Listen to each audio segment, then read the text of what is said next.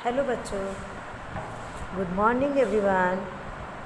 आज हम लोग एक नई कहानी पढ़ने जा रहे हैं जो एक लोक कथा है। आपको पता है लोक कथा किसे कहते हैं? ऐसी कोई कहानी जो कि ग्रामीण परिवेश पर बने या फिर गांव के जीवन पर बने, गांव के लोगों पर बने, गांव के परिवेश पर बने, तो उसको हम लोग क्या कहते हैं? लोक कथा कहते हैं। ओके, तो आज हम लोग जो पढ़ने जा रहे हैं उसका शीर्षक है सुनेली का कुआं। सुनेली का कुआं शीर्षक पाठ जो है एक लोक कथा है, क्योंकि ये गांव से एक कहानी ली गई है, इसलिए इसे लोक कथा कहते हैं। आपको पता है बेटा, जो आपने इंग्लिश में ये पूर्वा पढ़ा होगा कि necessity is the mother of invention. Hindi में उसी को बोलते हैं आवश्यकता आविष्कार की जननी है। जब तक हमें किसी चीज़ की आवश्यकता नहीं होगी ना, हम लोग उस काम को करने में मेहनत नहीं लगाते हैं। ऐसे हम लोग काम कर लेते हैं लेकिन उतना मेहनत नहीं करते हैं। लेकिन कोई काम ऐसा आ जाए कि आपको अब करना ही पड़ेगा, नहीं तो आपको बहुत ज़्यादा नुकसान होने वाला है, तब हम लोग उस काम को कर ही डालते हैं। बल्ब का आविष्कार हुआ जब लोगों ने अंधकार से रोशनी की ओर जाने का प्रयास किया होगा, है ना।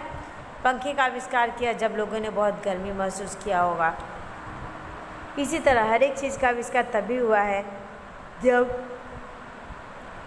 हमें इसकी ज़रूरत महसूस हुई है ना।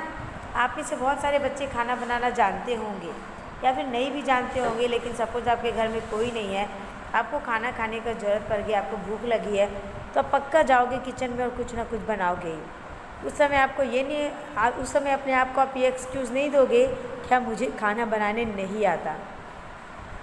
अगर आपकी मम्मा होती होगी, कभी बोलती होगी बेटा एक कप चाय बना लो, तो आप बोल देते होगे नहीं नहीं मुझे तो बनाने नहीं आता, ऐसा एक्सक्यूज़ देते होगे। लेकिन जब खुद को भूख लगे ना और कोई ना हो तो एक्सक्यूज़ किसी को नहीं देते, बस हम लोग अपना काम कर डालते हैं। इसलिए ऐसा बोलते हैं कि आवश्यकता जो है आविष्कार की जननी है। इस पाठ में जो कहानी है वो एक राजस्थान से लिया गया है। यहाँ का राजस्थान, यहाँ का डेजर्ट वाला इलाका, आपको तो पता है कि वहाँ पे सिर्फ रेत ही रेत है, वहाँ पे पानी की बहुत ज़्यादा कमी है, बारिश भी बहुत कम होती है ना। तो आपको तो ऐसा पता ही होगा कि वहाँ के लोग पानी से कितना, पानी की समस्या से कितना जूझते होंगे, संघर्ष करते होंगे, है ना। तो हम लोग जो कहानी पढ़ने जा रहे हैं ये राजस्थान की ही एक महिला की जिसका नाम सुनेली है, उसी के बारे में, उसके बहादुरी के बारे में, उसके मेहनत के बारे में पढ़ने जा रहे हैं कि कैसे उसने अपने सूझबूझ से पानी का स्रोत अपने गांव में ढूंढ निकाला। ठीक है। और उसने अपना ऐसा संकल्प, ऐसा दृढ़ संकल्प कर लिया कि जिस काम में लगी थी, जब तक उसे सफलता नहीं मिला उसने उस काम को करना बंद नहीं किया। तो ये इस बात को भी सीख देता है कि अगर हम कोई काम करने जाते हैं तो हमें उसे तब तक नहीं छोड़ना है जब तक वो अपने मुकाम पे ना पहुँचे। अगर आप पढ़ाई कर रहे हो तो आपको तब तक पढ़ना है जब तक आप अपने लक्ष्य तक पहुँच ना जाओ। ओके, चलो अब मैं स्टार्ट करती हूँ। ठीक है। देखो, एक गांव था नरसी की ढानी। गांव का क्या नाम था? नरसी की ढानी। ढानी का मीन्स होता है गांव। तो एक गांव था जिसका नाम था नरसी। ये कहाँ था? राजस्थान और गुजरात के सीमा पर बसा हुआ था। ये जो नरसी का गांव है वो राजस्थान और गुजरात के सीमा पर बसा हुआ था।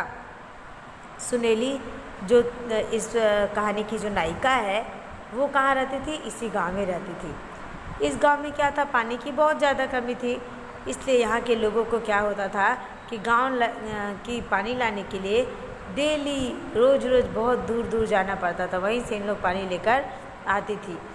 और क्योंकि गांव के लोगों को इस इलाके में पानी की समस्या का सामना करना पड़ता था, लड़ना पड़ता था, तो एक परिवार जो यहाँ का था वो क्या हुआ कि जाके बंजारे के कुएं पे जाके बस गया था।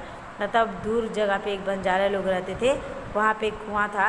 तो पानी के झंझट से बचने के लिए नरसी की गांव का एक परिवार बंजारे के कुएं के पास ही जाकर बस गया था। लेकिन आपको पता है ना कि अगर कोई आपका घर जो पूर्वजों के समय से कोई आप रहते आ रहे हो, तो एक इमोशनल लगाव हो जाता है आप लोगों को उस घर के साथ, है ना। यही इमोशनल लगाव किसको हो गया था? सोनाली को हो गया था। तो यही लगाव क्या हुआ था, सुनेली को अपने घर से था और वो इस गांव को छोड़कर जाना नहीं चाहती थी, है ना। इसलिए एक बात एक तरह से सोचो तो वो बहुत ज़्यादा मजबूर थी, क्योंकि वो उसको इतने घर से इतना लगाव था, वो उसको छोड़ना नहीं चाहती थी। लेकिन पानी की समस्या से वो डेली जूझ रही थी, है ना। बहुत सारे लोग पानी की कमी से तंग आकर क्या किए थे कि अपने पुरखों की ढाणी यानी पुरखों की गांव को छोड़कर क्या किए थे, दूर जाकर बस गए थे, जहाँ पर पानी अवेलेबल था, जहाँ पे पानी की कोई कमी नहीं थी। ठीक है। एक दिन क्या हुआ कि सुनेली पानी का घड़ा लेकर अपने ढानी की ओर जा रही थी, मतलब अपने गांव की ओर जा रही थी। तो वहाँ पर उसे एक खेजरे की जड़, खेजरा एक प्रकार का वृक्ष है जो कि रेगिस्तान में मिलता है। ये कंटीला वृक्ष होता है। आपको पता है ना कि जो डेजर्ट वाले इलाके होते हैं वहाँ पर अधिकतर कंटीले वृक्ष ही पाए जाते हैं। आपने साइंस में पढ़ा होगा। ऐसा वो इसलिए करते हैं क्योंकि लीफ पत्ते कम होंगे तो क्या होगा, इवोपोरेशन कम होगा, उनमें पानी की कमी कम होगी। ज़्यादा से ज़्यादा पानी वो क्या करेंगे, अपने आप में ऑब्जर्व करके रखेंगे। ठीक है। तो लेकिन जब वो जा रही थी तो उसे वो जो खेजरे की जड़, मतलब वो जो कटीला वृक्ष था, उसे वहाँ पर गीली मिट्टी दिखाई दी। कैसी मिट्टी दिखाई दी? गीली मिट्टी दिखाई दी। तो उसने सोचा कि ज़रूर उंदरों ने बिल बनाया होगा। उंदरों का मतलब होता है चूहा। तो उसे ऐसा लगा कि हो सकता है किसी चूहे ने यहाँ बिल बनाया होगा, ऐसा सोची और वो आगे बढ़ गई। लेकिन क्या हुआ कि उसने ये देखा कि जो उंदरों ने जो बिल बनाया है ना, उसमें मिट्टी बहुत ही गीली थी। अगर मिट्टी गीली है यानी ज़रूर वहाँ कोई पानी का स्रोत रहा होगा, वरना अगर उंदरों ने बिल बनाया होता तो मिट्टी तो सूखी होती। लेकिन सुनेली ने देखा कि वो जो उंदरों ने जो बिल बनाया था, मिट्टी बहुत ज़्यादा गीली थी। तो प्रसन्नता से फूले नहीं समाई, वो बहुत ज़्यादा खुश हो गई, ये सोचकर कि कहीं ना कहीं यहाँ पानी का स्रोत है, तभी उंदरों ने जो बिल बनाया है वो मिट्टी क्या है, गीली है। कि अब क्या हुआ, उसने अपने बेटों को बुलाया, उसके 2 बेटे थे। बोली चलो फावड़ा लेकर साथ चलो। फावड़ा जिससे मिट्टी की खुदाई करते हैं, हम लोग कुआं खोदेंगे। ये सुनकर उसके दोनों बेटे हंसने लगे। एक क्या किया, दौड़कर अपने पिताजी के पास गया और सब हाल कहा। तो सुनेली की बातें सुनकर भूरा ठाकुर, मतलब उसका हस्बैंड, भी हंसने लग गया और बोला कि पागल हो गई हो क्या, ये जो चूहे हैं, उंदरे हैं, कब बिल नहीं बनाते, वो तो हमेशा बिल बनाते, नई बात कौन सी है।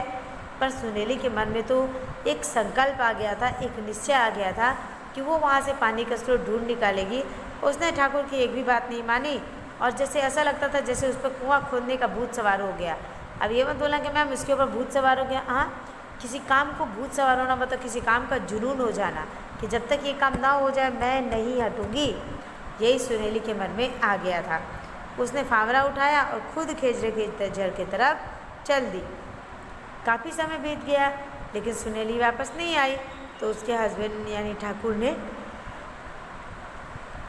बेटे को भेजा कि जाकर सुनेली का पता करो कि वो कहाँ रह गई, अभी तक क्यों नहीं आई है ना। तो जब लड़का वहाँ पहुँचा तो बहुत आश्चर्यचकित हो गया देखकर। क्या देखकर आश्चर्यचकित हो गया, उसने देखा कि खेजरे के नीचे ताज़ी मिट्टी का ढेर पड़ा था। उसने खुदाई किया था ना सुनेली ने, तो बहुत सारे ताज़ी मिट्टी, मतलब फ्रेश मिट्टी भरे हुए थे। और सुनेली क्या थी कि एकदम तन मन से कुआं खोदने में बिजी थी। उसे कोई फर्क नहीं पड़ता था कौन आ रहा कौन जा रहा। वहाँ पहुँचने पर उसने क्या किया, अपने माँ के हाथ से फावड़ा छीन लिया और स्वयं मिट्टी खोदने लग गया। ऊपर तो बालू ही बालू निकल रहा था लेकिन नीचे की मिट्टी नरम थी। समझ रहे हो, मिट्टी नरम थी यानी पानी होगा। तो इस समय दोनों में उत्साह दिख रहा था। थोड़ा आराम करने के बाद सुनेली ने कहा कि बेटा तुम अपना काम जारी रखो, मुझे विश्वास है कि यहाँ पानी ज़रूर मिलेगा। मैं तुम्हारे लिए रोटी लेकर आती हूँ।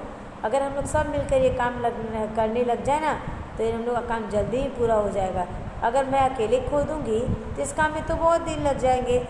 अब तो ऐसा लग रहा है कि मैं अपने कुएँ का पानी क्या है पीकर ही मरूंगी, ऐसा उसके मन में कॉन्सेप्ट आ गया था। ठीक है।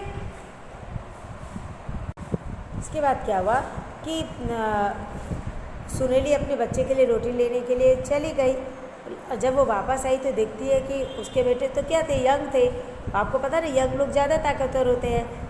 और सुनेली की कंपेयर में उसके बेटे ने बहुत दुगना उत्साह से काम आगे बढ़ा दिया था। जब वो वापस आई तो उसकी खुशी का ठिकाना नहीं रहा। और बेटा क्या हुआ कि खेजरे के तने की छाया में क्या हुआ, रोटी खाने लगा। फिर सुनहरी ने फावड़ा उठाया, वो रुकना ही नहीं चाहती थी और उस खुदाई में क्या करी कि वो जुट गई। ठीक है। शाम को जब दोनों माँ बेटे घर लौटे तो उनके चेहरे पे एकदम खुशी की झलक थी। ढानी के लोग, मतलब उसके गांव के लोग दोनों का मजाक भी उड़ा रहे थे कि देखो दोनों माँ बेटे को मिट्टी कुआं खुदाई करेंगे, कुआं मिल जाएगा हम लोगों को गाँव में, ऐसा करके उसका मजाक उड़ा रहे थे। लेकिन वो दोनों क्या थे, चुप थे, कुछ नहीं बोल रहे थे। ठीक है। सुबह हुई, छोटा लड़का जागा तो देखता है कि माँ तो बिस्तर पर ही नहीं है, बनहरी पर घड़ा भी नहीं था, मतलब जिसमें पानी रखने का जो पात्र जगह था ना, वहाँ पे घड़ा भी नहीं था। कुछ सोचकर उसने क्या किया कि अपने बड़े भाई को जगाया, बोला कि दादा माँ शायद ठीक कहती है खेजरे की जल में ना पानी है, तभी तो वहाँ हमेशा हरा भरा रहता है। आओ उठो, हम भी माँ का हाथ बटाएं, मतलब मिलकर खुदाई करें, है ना। फिर बड़े ने भी कुछ सोचा और भाई के साथ क्या हुआ कि निकल पड़ा, दोनों साथ साथ चले गए। खेजरे के पास पहुंचकर क्या हुआ कि दोनों गड्ढे में उतर गए और कुआं खोदना शुरू कर दिया। पास आने पर माँ ने दोनों को इस काम में जुटे हुए देखा ना तो बहुत खुश हो गई, गर्व से फूले नहीं समाई, मतलब बहुत ज़्यादा खुश हो गई। तब तक बूढ़ा ठाकुर भी वहाँ आ गया, उसका हस्बैंड भी वहाँ आ गया। यह देखकर सुनहरी के हाथों में तो हाथी के समान बल आ गया। अपने बच्चे, अपने पति को काम करता देखकर वो सुनहरी बहुत खुश हो रही थी। ऐसा लग रहा था उसमें हाथी के जैसा क्या हुआ था, बल आ गया था, ऐसा उसे महसूस हो रहा था। उसने खुशी से बोली, वो जिसके 2 जवान बेटे हैं, पति भी ऐसा पौरुष दिखाए, उसे किस बात की चिंता। अब क्या हुआ कि उसके पूरे परिवार पूरा दोपहर क्या करते किए, कुआं खुदाई करते रहे, है ना। लेकिन ऐसा होता ना कि जब आप कोई काम करने जाओ, बहुत सारी मुसीबतें आएँ तो आपको ऐसा लगता है कि भगवान आपकी परीक्षा ले रहा है। यही बात उनके साथ हुई। क्या हुआ कि उन्होंने खूब मेहनत करके सुबह से गड्ढा खुदाई की, शाम को जोरों की क्या हुई, आंधी आ गई। फिर से गड्ढे में क्या हुआ, बहुत सारा रेत भर गया। लड़के उदास हो गए, ढानी वाले भी, उसके गांव वाले भी बहुत मजाक उड़ाने लगे। लेकिन सुनहरी पर किसी के बात का कोई प्रभाव नहीं पड़ा। वो बोली कि परमात्मा ने हमें दिमाग में, खोपड़ी में क्या किया, बुद्धि दिया है और हाथ में ताकत दिया है, तो दिन में हमें आराम करना चाहिए और चांदनी रात में कुआं खुदाई करेंगे हम लोग। अब उन लोग क्या करते थे, रात में कुआं खोदने का काम करते थे और सुनहरी क्या करती थी कि जो मिट्टी निकलता था उसे उठा कर दूर फेंकती रहती थी।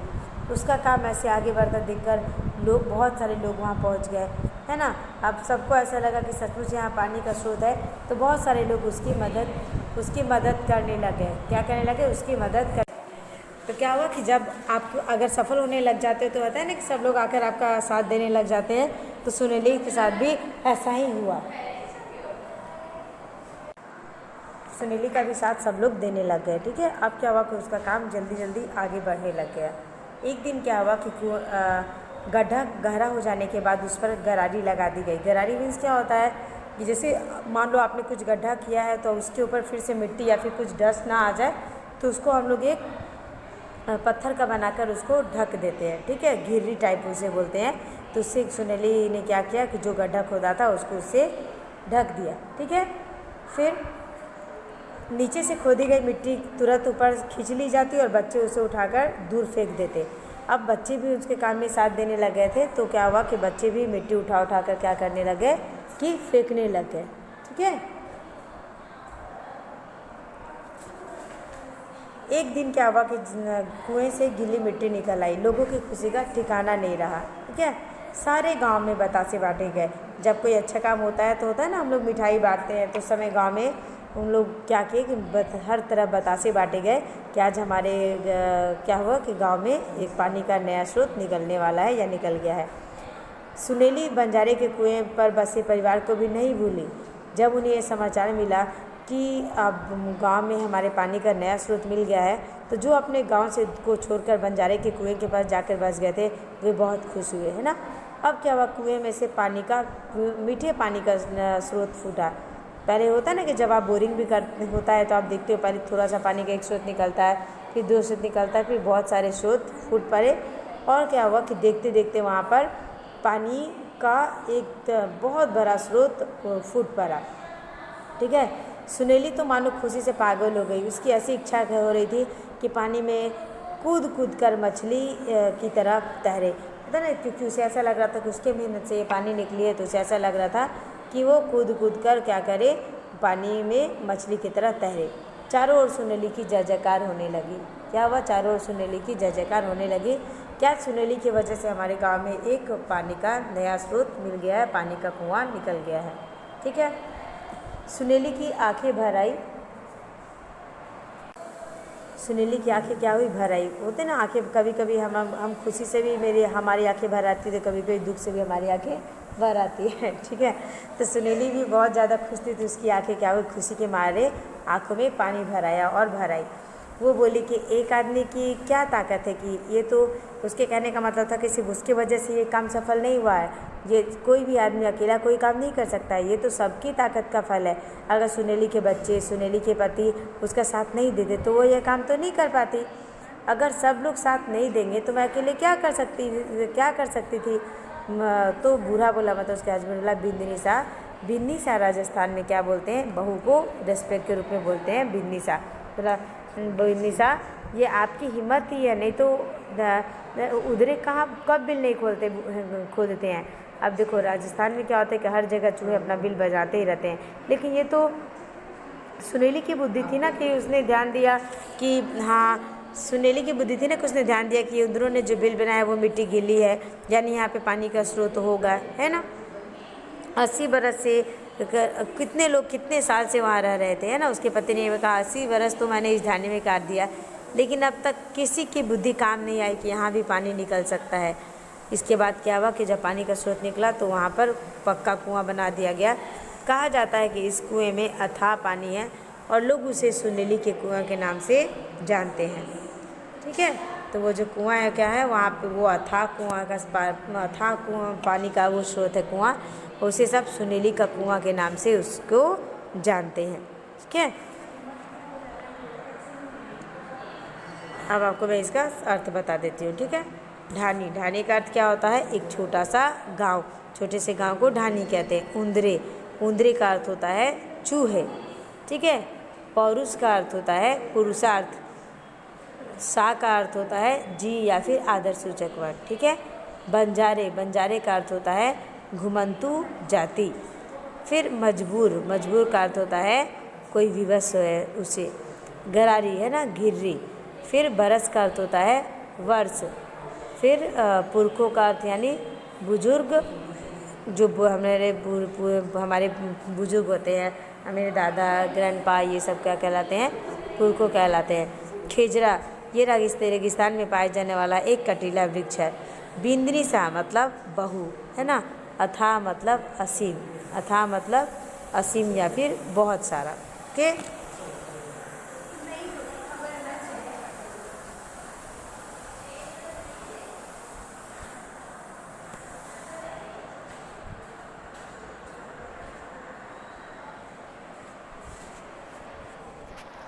अभी देखो यहाँ पे आपके इस एक्सरसाइज में विशेषण और विशेष्य के बारे में बताया गया है।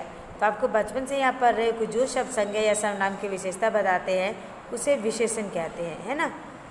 आप जिसे इंग्लिश में एडजेक्टिव कहते हो उसे हिंदी में हम लोग विशेषण कहते हैं। ठीक है।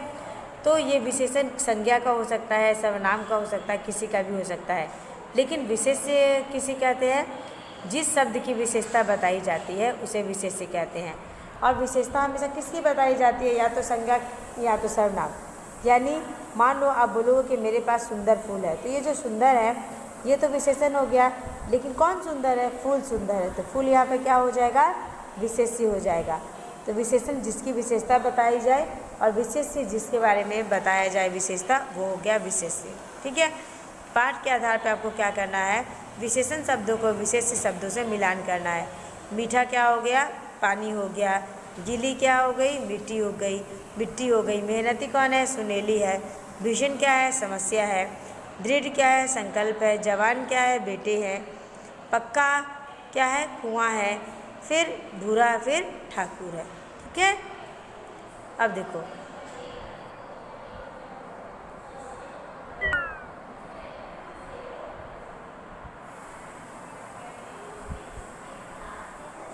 एक मिनट का,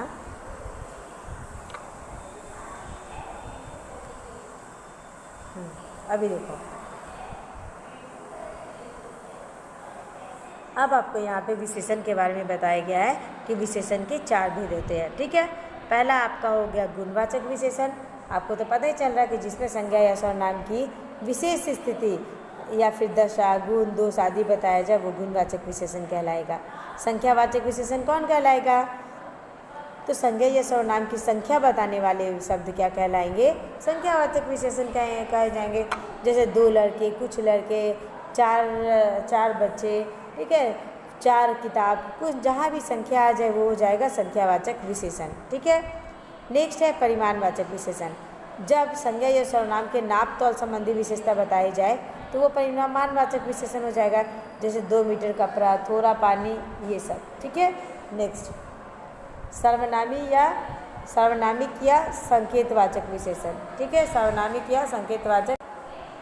सर्वनाम शब्द जब संज्ञा के स्थान पर ना आकर संज्ञा से पहले लगकर संज्ञा की विशेषता बताते तो ये सार्वनामिक विशेषण कहलाते हैं। जैसे देखो यहाँ पे क्या होता है कि सर्वनाम जो है सर्वनाम का काम नहीं करता, विशेषण का काम करता है। जैसे देखो वह लड़का अच्छा गाता है ना, यहाँ पे लड़का तो अच्छा गाता है लेकिन कौन अच्छा गाता है? वह लड़का अच्छा गाता है।